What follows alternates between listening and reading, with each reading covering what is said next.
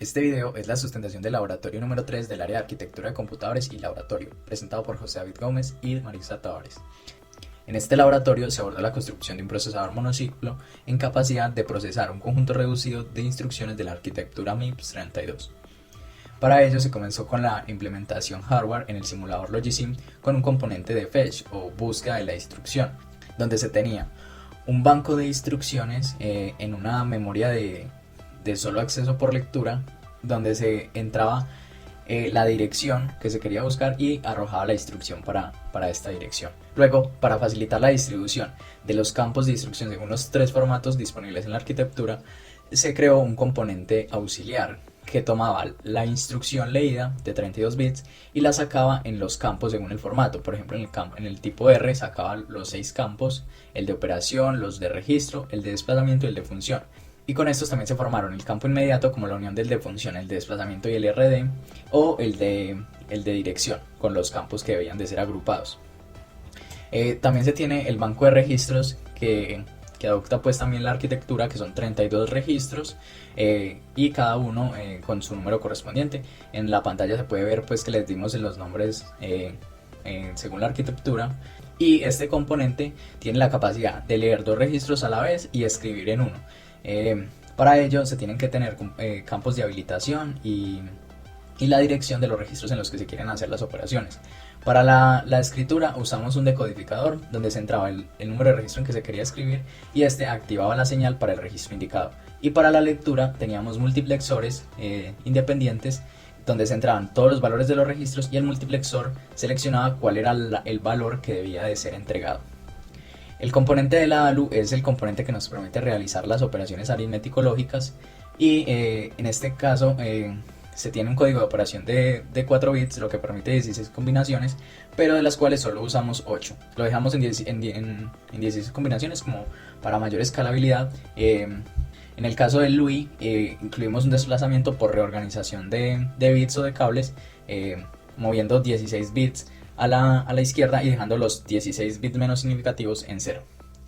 También se incluyó un pin de 0, que es un comparador pues con la constante 0 y que se activa cuando el resultado de la operación da 0. En la ruta de datos tenemos una memoria que permite tanto la lectura como la escritura y debe permitir una lectura asincrónica. Cuando se le pasa la dirección, de acuerdo al pin que esté habilitado, sea el de lectura o el de escritura, hará la operación correspondiente. En el componente de control es el que nos genera las señales para los diferentes componentes. Cuando se deban de hacer ciertas operaciones, por ejemplo habilitar la escritura en el banco, algunos controles para multiplexores específicos, y también desde este componente salen unos pines para otro componente que es la ALU Control, que es el que se encarga de decirle a la ALU cuál va a ser la operación que debe realizar según la función y la operación que se hayan leído de los campos. Todo esto se hicieron bajo tablas de verdad y son componentes totalmente combinacionales. Por último, se hizo la unión de todos los componentes mencionados.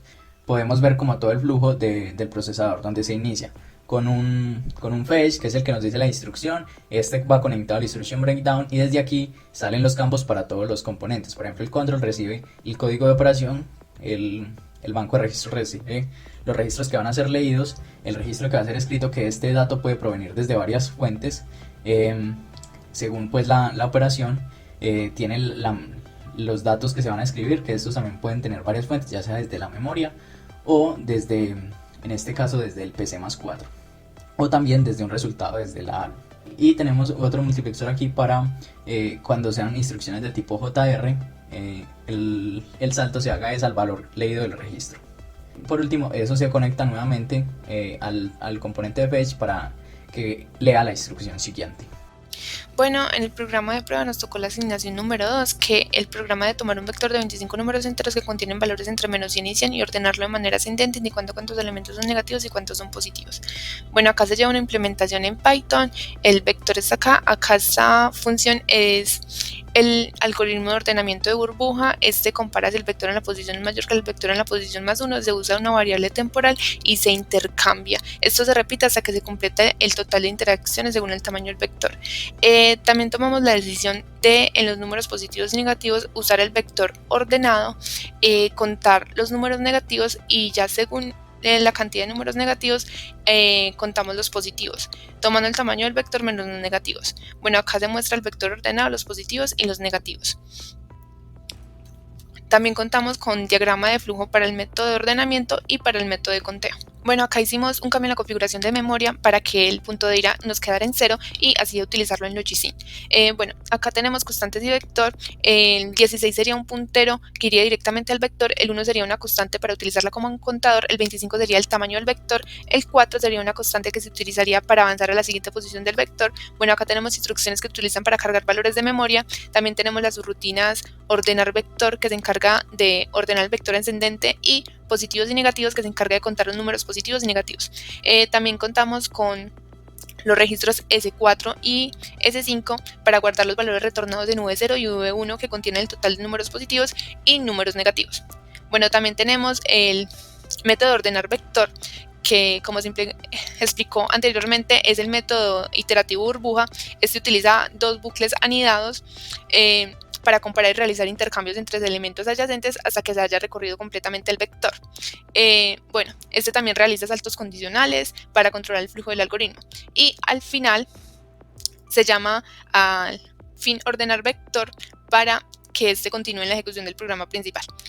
También tenemos los positivos y negativos, que este recorre el vector para contar los números negativos.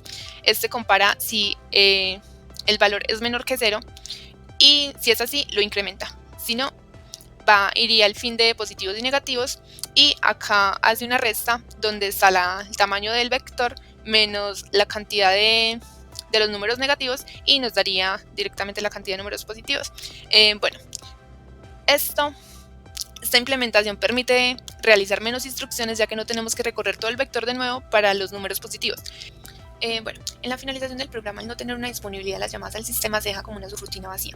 Para finalizar el programa también, ya que las instrucciones posteriores son 0, en el simulador se implementa un comparador para detener el flujo del ciclo del reloj. Bueno, acá lo ensamblamos, acá vemos que está almacenado el vector, lo corremos y vemos que el vector quedó ordenado ascendentemente.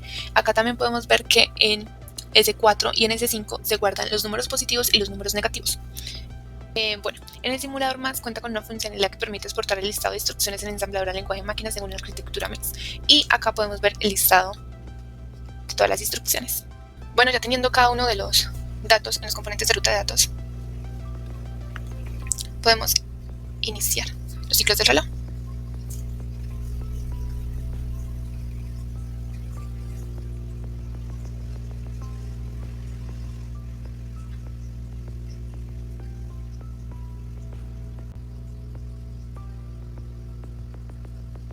Bueno, acá podemos encontrar el vector ya ordenado ascendentemente. También podemos ver que en los registros S4 y S5 se guardan los números positivos y los números negativos. El procesador monociclo funciona correctamente, en este caso con la prueba del algoritmo de ordenamiento burbuja. Asimismo, funciona con todas las instrucciones mencionadas anteriormente.